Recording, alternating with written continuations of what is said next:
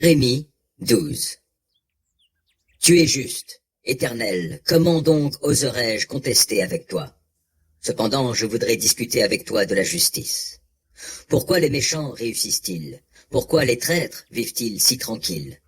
Oui, tu les as plantés et ils ont pris racine. Ils progressent sans cesse, ils portent du fruit. Ils ont ton nom à la bouche, mais tu es très loin de leur cœur. Mais toi, ô Éternel, tu me connais et tu me vois, et tu sondes mon cœur qui a pris ton parti. Entraîne-les, tout comme des moutons qu'on mène à l'abattoir. Réserve-les pour le jour du massacre.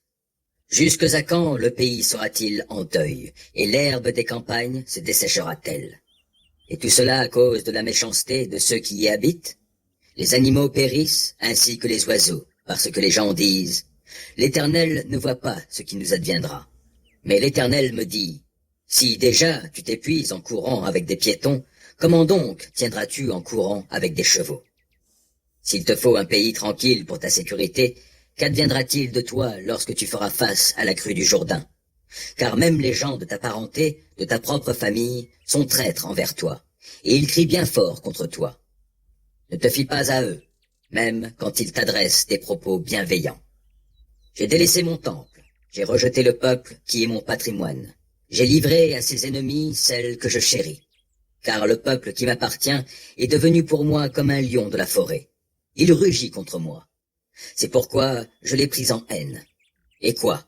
Le peuple qui m'appartient est-il donc devenu pour moi comme un rapace aux couleurs bigarrées pour que de toutes parts les autres rapaces l'entourent? Allez et rassemblez les animaux sauvages. Qu'on les fasse venir pour le festin. Oui, de nombreux bergers ont saccagé ma vigne et foulé mon domaine. Et ils ont transformé mon domaine plaisant en un désert aride. Ils l'ont changé en friche où tout est dévasté. Le voici devant moi dans sa désolation. Tout le pays est dévasté et nul ne s'en soucie. Sur toutes les hauteurs dans le désert arrivent les dévastateurs, car voici que l'épée de l'Éternel ravage le pays d'un bout à l'autre. Il n'y a plus de paix pour aucun être humain. Ils ont semé du blé, ils récoltent des ronces. Ils se sont fatigués pour n'aboutir à rien.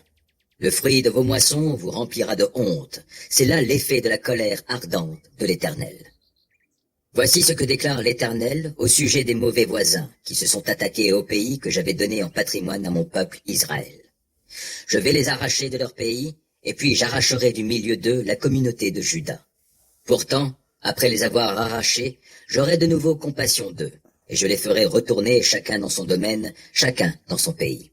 Et s'ils apprennent à se comporter comme mon peuple, s'ils prêtent serment par mon nom, disant « L'Éternel est vivant », comme ils ont appris à mon peuple à jurer par Baal, alors ils auront une place au milieu de mon peuple.